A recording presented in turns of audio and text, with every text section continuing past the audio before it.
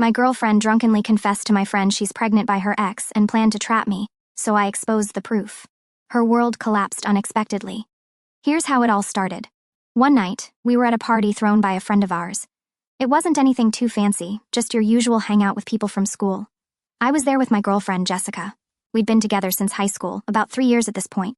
I really thought we had a future together. I was planning stuff with her. Marriage, traveling, even kids at some point. She was the girl I thought I'd be with for life, but man, that night changed everything. Have you ever had one of those moments where you can feel something's just off, but you can't quite put your finger on it? That was me. Jessica was acting kind of weird, but I didn't think much of it. She was talking with everyone, laughing a little too loud, just being extra. I figured she was just having fun, no big deal. So, I'm standing there talking with a couple of my buddies when my friend Matt comes rushing up to me. When I say rushing, I mean rushing. He had this look on his face like he didn't even know how to say what he had to say. I thought maybe someone had spilled a drink on my car or something stupid like that, but nope, it was way worse than anything I could have imagined. Matt grabs my arm, pulls me aside, and goes, "Dude, I need to tell you something, like now." At this point, I'm starting to get a little freaked out because Matt's normally the chillest guy I know. He doesn't get worked up over much, so seeing him like this made my stomach drop. I'm like, "All right, man, what's up?" He hesitates for a second, looks around to make sure no one's listening, and then he says it. "Jessica just told me she's been hooking up with Ryan." Now, for context, Ryan is her ex-boyfriend from freshman year. They broke up way before we got together, but she always described their relationship as nothing serious, just some high school thing that didn't mean much. So, hearing his name again, and in this way, it felt like my brain couldn't even process it. I just stared at Matt for a second, not really understanding what he was saying. "Wait, what do you mean she's been hooking up with Ryan? Like, are you serious right now?" Matt nods, and he looks like he's going to throw up. "She told me they've been sleeping together for months. And that's not even the worst part, dude. She's pregnant. She said it's his." At this point, my heart is pounding. I'm feeling all kinds of things: confusion, anger, betrayal, you name it. The worst part was, I couldn't even do anything right then. I was in shock. I mean, we'd been together for years, and I thought we had something real. I was already planning on going to my dream college, and now, out of nowhere, I'm hearing that my girlfriend, pregnant with her ex's baby. But Matt wasn't done. "She also said she plans to make you raise it." That was it. That's when the world stopped for me. Everything I thought I knew about Jessica, about our relationship, just crumbled right there. The idea that she'd not only cheat on me, but then plan to trap me into taking care of a kid that wasn't even mine. I felt sick to my stomach. So I'm standing there, trying to keep it together, but I can't. I'm feeling so many things at once: betrayed, heartbroken, and yeah, furious. I couldn't believe the girl I'd spent years with, the one I thought I was going to marry, could do something like this. I just remember looking at Matt and saying, "I gotta go." I couldn't stay there anymore. I couldn't be around people, around Jessica. I had to get out of there before I lost it. I went home that night, but sleep? No way that was happening. I lay in bed staring at the ceiling, replaying everything in my head over and over again. I thought about all the times I had caught little things, like when I saw her texting Ryan a few months ago. I asked her about it, and she brushed it off, saying it was just puppy love and nothing serious. She even had the nerve to ask if they could hang out because they were just friends now. Like an idiot, I trusted her. I figured if we were going to make it through college, we'd have to trust each other, right? God, I felt like such an idiot. The next morning, I knew I had to confront her. I couldn't just pretend I didn't know. I went over to her place, and the second she opened the door, I knew she was guilty. She tried to act surprised, like she didn't know why I was there, but I could see it in her eyes. She knew. I sat down on her couch, my heart racing, and I just asked her straight up, "Did you tell Matt you've been sleeping with Ryan?" Her face went pale. She tried to play dumb, laughing it off, saying something like, "Oh, that? I was just joking around. I was drunk and I thought it would be funny. I wasn't laughing." "You think it's funny to say you're pregnant with someone else's baby and that you're going to make me take care of it? You think that's funny?" She froze, and for a second I thought maybe, just maybe, it was some twisted joke. But then I saw her eyes dart toward the door, like she was ready to run. That's when I knew it was all real. I didn't even give her time to lie anymore. I pulled out the pregnancy test I'd picked up on the way over and tossed it on the coffee table. "Take it." Her hand started shaking, and that's when she broke down. "I'm sorry, okay? I messed up. It was only once. I don't even know if it's his for sure, but I need you. Please, you're the better guy. I know you'd be a great dad." I couldn't believe the nerve of her. She was sitting there crying, trying to make me feel bad for her when she's the one who betrayed me. I stood up and she grabbed my arm, begging me not to leave, but I couldn't stay. "Not after that. I'm done," I told her. "We're done. You made your choice and now you've got to deal with it." As I walked out, she kept calling after me, saying she loved me, saying it was all a mistake, but I couldn't even hear it.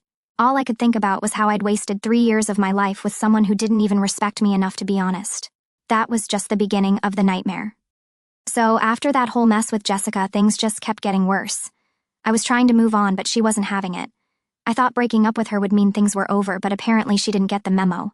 It's like she couldn't accept the fact that I wasn't coming back, no matter how clear I made it. A few days after I left her place, she started blowing up my phone. Calls, texts, everything. She kept saying she wanted to explain or fix things, but honestly, there was nothing left to fix. The trust was gone. It was all gone. I'd see her name pop up on my screen, and my stomach would just drop.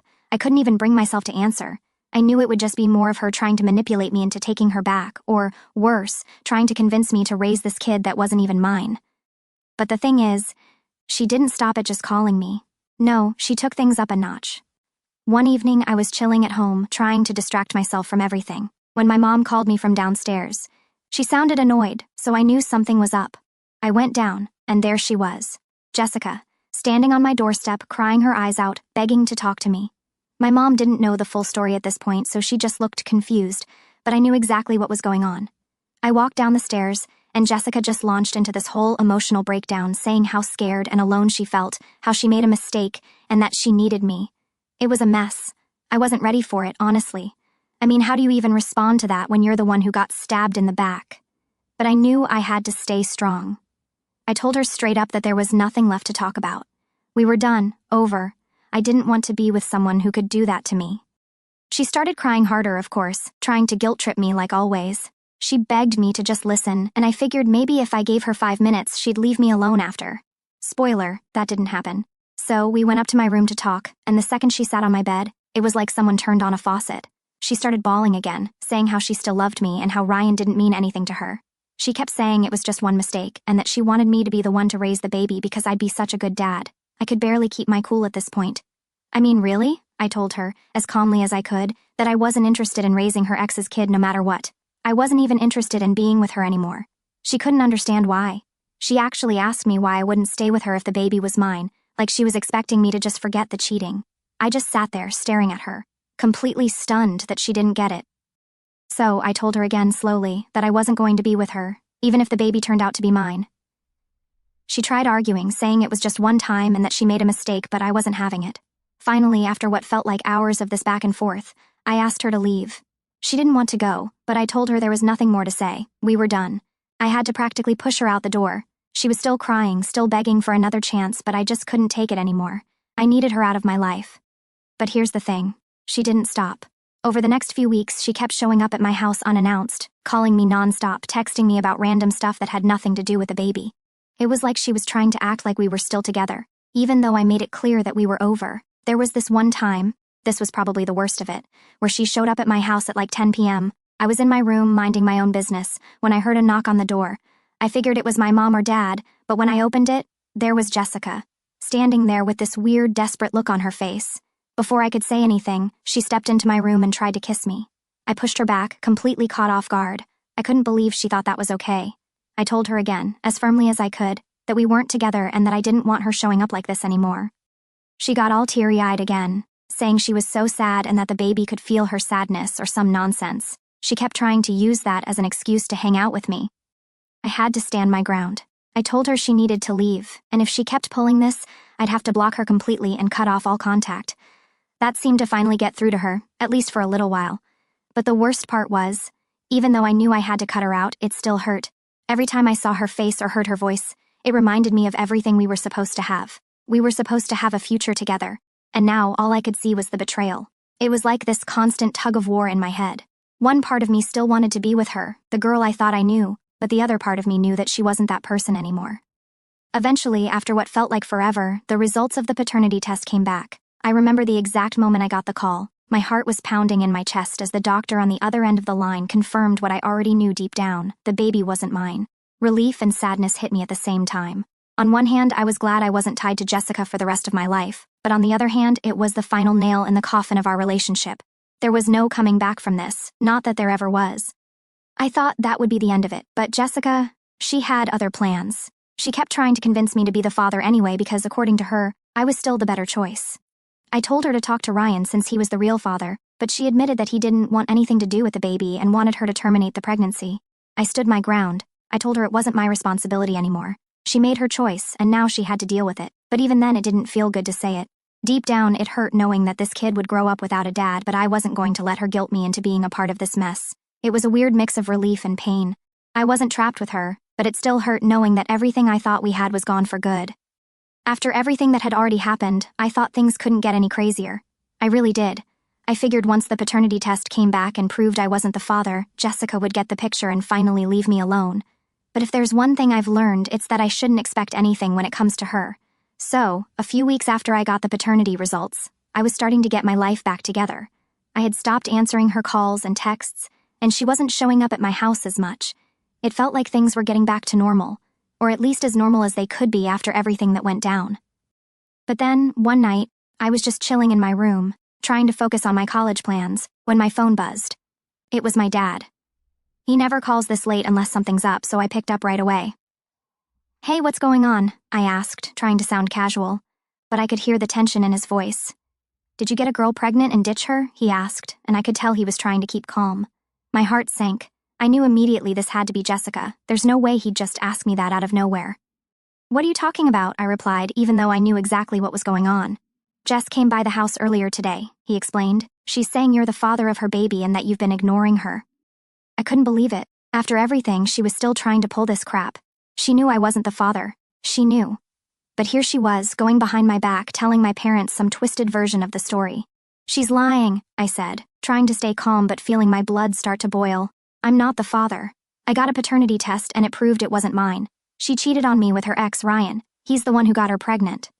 There was a long pause on the other end of the line. I could tell my dad was trying to wrap his head around it. "You have the test results?" "Yeah," I said. "I have them. I'll show you if you want, but trust me, she's lying." He sighed. "All right, I believe you. I wish you'd told us sooner. Your mom was pretty upset." "I get it. I probably should have filled them in earlier, but honestly, I didn't want to drag them into the mess. I was trying to handle it on my own, and I didn't expect Jessica to go this far." I told my dad I'd talk to my mom and clear things up, but I was fuming. I couldn't believe Jessica had the nerve to go to my parents' house and tell them I'd abandoned her. It was like she couldn't accept that I wasn't going to play her game anymore, so she was trying to drag my family into it. The next day, I talked to my mom. She was obviously upset but relieved when I showed her the paternity test results. "It was hard seeing her so sad over the whole thing," my mom said, shaking her head. Jessica had apparently broken down in front of her, crying and playing the victim card, saying how she was scared and alone, and how I was the only one who could help her. She made it seem so real. "I can't believe she would lie like that," my mom added. I couldn't either, but that's what Jessica did. She lied. She manipulated, and now she was trying to drag my family into her mess. With my parents on my side, I thought maybe that would be the end of it. Maybe now that she knew I had told everyone the truth, she'd finally leave me alone. But, of course, she didn't. A few days later, I got a message from one of my friends. "Dude, have you seen Jessica's social media?" he asked. I hadn't. I was doing my best to stay away from anything that had to do with her, but out of curiosity I checked, and there it was. This long post about how she was going through the hardest time of her life and how she was being abandoned by the father of her child. She didn't mention me by name, but it was obvious who she was talking about. People in the comments were posting stuff like, "Stay strong, girl, and you're going to be a great mom," even if the dad's not in the picture. It was infuriating. She was spinning this whole narrative, making me look like the bad guy, and I couldn't even defend myself without making things worse. I mean, what was I supposed to do? Comment on her posts like, "Actually, I'm not the father and she cheated on me with her ex"? That would just add fuel to the fire. I was venting to my friend Matt about it later that night. He's the one who told me about Jessica in the first place, so he's been there through all of this. "Man, she's not going to stop," he said. "She's trying to ruin your life because she can't handle the fact that you're not going to take her back." I knew he was right, and it sucked because there was really nothing I could do to stop her. She was going to keep telling people whatever she wanted, and I just had to live with it. The breaking point came a few weeks later when she showed up at my work. I was in the middle of my shift when I saw her walk in. My stomach dropped. I hadn't seen her in person since the whole paternity test thing, and I wasn't ready for this. She came right up to me, completely ignoring the fact that I was at work. "We need to talk," she said, her voice low and serious. I pulled her aside, trying to keep things as calm as possible. "What do you want, Jessica? I can't do this alone," she said, her eyes welling up with tears. "You were supposed to help me. You were supposed to be there for me. I'm not the father," I told her for what felt like the millionth time. "I've done everything I can. You need to let this go." She didn't listen. She just kept going on and on about how scared she was, how she didn't know what to do without me. It was like she didn't even hear me when I said we were done. "I'm not going to be a part of this," I said firmly. "You need to figure this out with Ryan. I'm not going to raise his kid." That's when she lost it. She started crying loudly, right there in the middle of my work. People were staring, and I felt like the ground was falling out from under me. I wanted to disappear. "I love you," she yelled through her tears. "You're the one I'm supposed to be with." It was a nightmare. I had to call my manager to get her out of the building, and the whole time she was screaming about how I was abandoning her and the baby. I could feel everyone's eyes on me, judging me, even though I knew I hadn't done anything wrong. That night, I knew I had to cut all ties with her completely. I blocked her number, her social media, everything. I told my parents not to answer if she showed up again, and I told my friends to stop telling me what she was posting online. I just couldn't deal with it anymore. I thought I could get through it all quietly, but Jessica had other plans. Alright, so after that meltdown Jessica had at my work, I thought I'd hit rock bottom with her antics. But oh man, I had no idea how much worse it could get. You'd think after getting kicked out of my job and blocking her on everything, she'd get the message. She didn't, not even close. A few days after the whole work incident, I was at home, finally starting to feel like I could breathe again. I'd cut her out, blocked her number, deleted her from all my social media. I wasn't hearing from her directly anymore, so I thought I was in the clear. But then, my mom called me into the living room. She had this weird look on her face, like she didn't know how to say what she was about to say.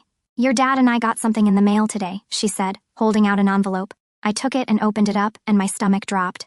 It was a letter from a lawyer. Jessica was trying to sue me for child support, for a baby that wasn't even mine. Now, you might be wondering how she could possibly think this was going to work.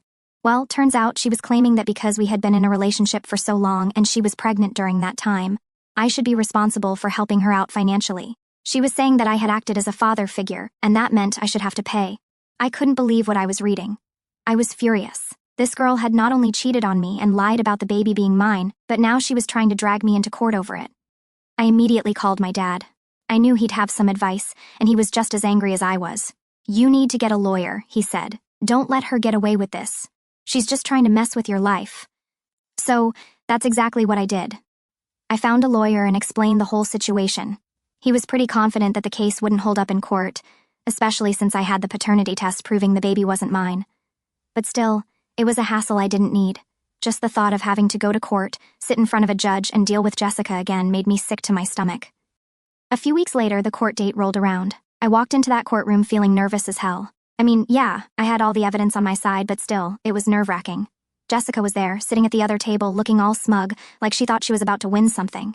It took everything in me not to lose my cool.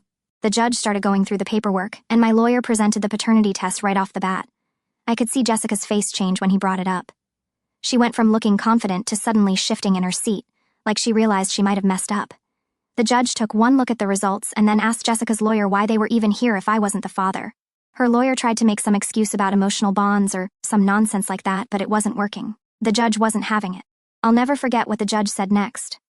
He looked right at Jessica and said, "Miss, this young man is not the father of your child, and there's no legal obligation for him to support you. This case is dismissed." I let out a breath I didn't even realize I was holding. It was finally over, I thought. Finally, I'm done with this nightmare. But of course, it wasn't that simple. Even after the court case was thrown out, Jessica didn't back off.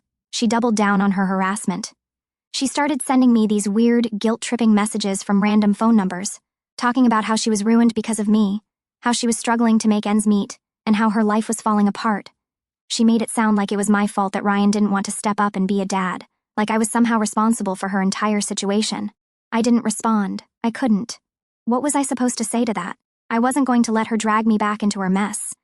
The next few weeks were quiet. I started focusing on my own life again, working extra, planning for college, trying to rebuild some of the peace she had destroyed. But every time I started to feel normal again, something else would happen. One day, I came home from work, and my mom was sitting at the kitchen table, looking stressed. "Jessica came by today," she said, her voice tight. She was crying, saying you've ruined her life. I could feel the anger boiling up inside me again. What did she say? She just kept going on about how you left her when she needed you the most, and how she doesn't know what to do anymore. My mom replied, shaking her head. "I told her she needs to leave you alone, but she wouldn't listen. She said she's desperate."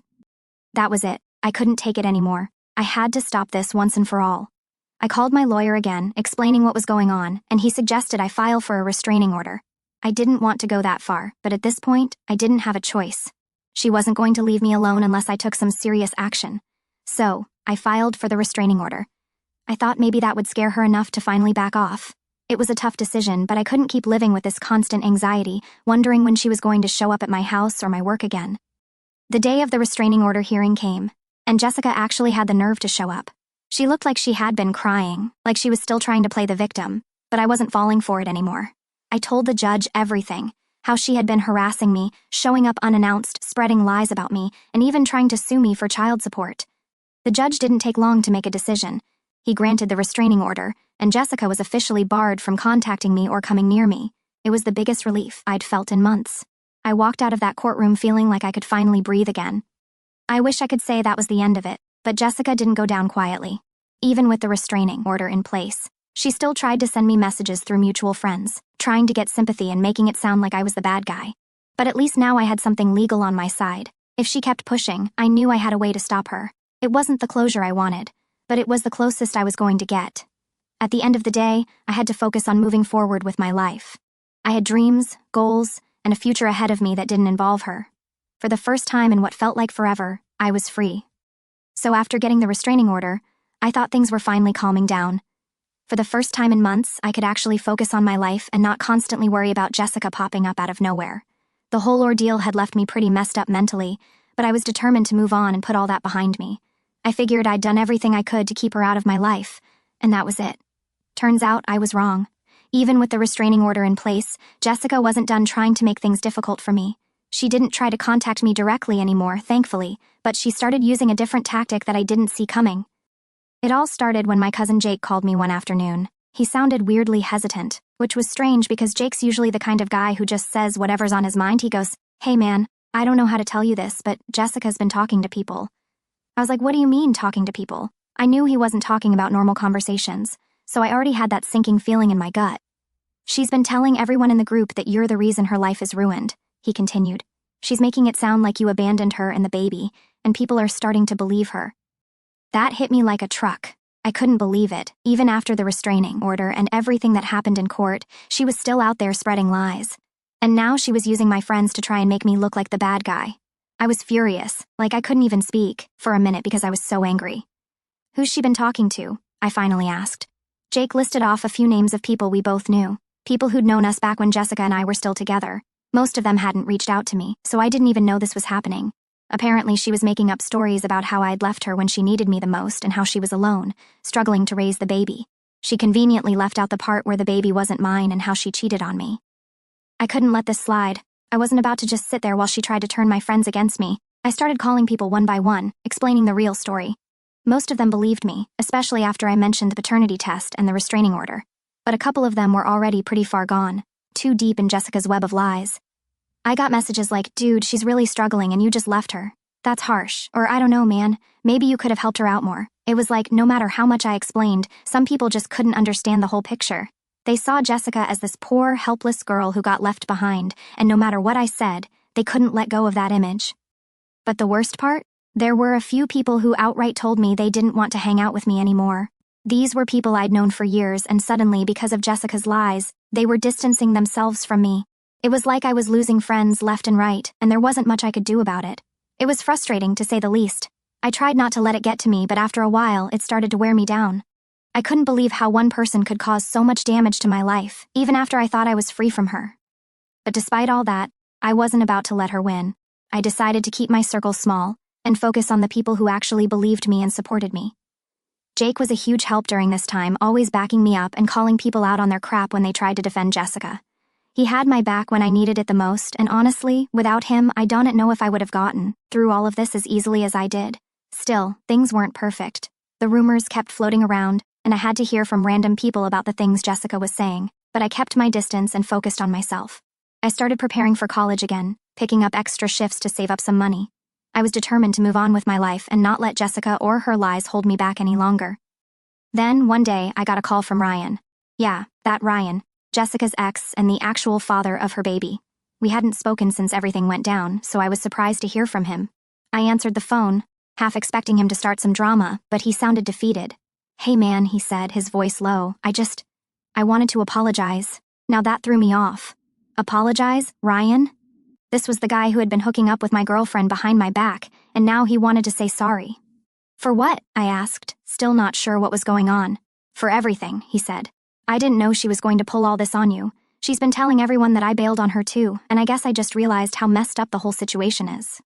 Apparently, Jessica had been doing the same thing to him, telling people he was a deadbeat dad, that he'd abandoned her and the baby. She was trying to play both sides, making him look bad to his friends while making me look bad to mine. It was like she was burning every bridge in her life and taking everyone down with her. Ryan went on to explain how he was trying to step up as a father, but Jessica had made it nearly impossible. She was refusing to let him see the baby unless he agreed to get back together with her, which obviously wasn't going to happen. He was just as stuck as I had been. I don't know what to do anymore, he admitted. She's out of control. For the first time in this whole mess, I actually felt a little bad for the guy. Yeah, he'd messed up by getting involved with Jessica again, but it was clear he hadn't expected things to spiral like this. And honestly, it felt kind of good to know I wasn't the only one who saw how manipulative she could be. We talked for a while, mostly about how insane the whole situation had become. By the end of the conversation, I realized that while Jessica had caused me a ton of pain, she wasn't going to win. Not with me, and definitely not with Ryan. We were both determined to move on from her and rebuild our lives without her dragging us down anymore. It wasn't easy, and it wasn't instant, but eventually things did start to get better. I went off to college, met new people, and slowly but surely, the drama with Jessica became just a distant memory. Every now and then, I'd hear about her through mutual friends. She'd post something cryptic on social media, or try to stir up more drama, but I didn't care anymore. I was finally free, for real this time.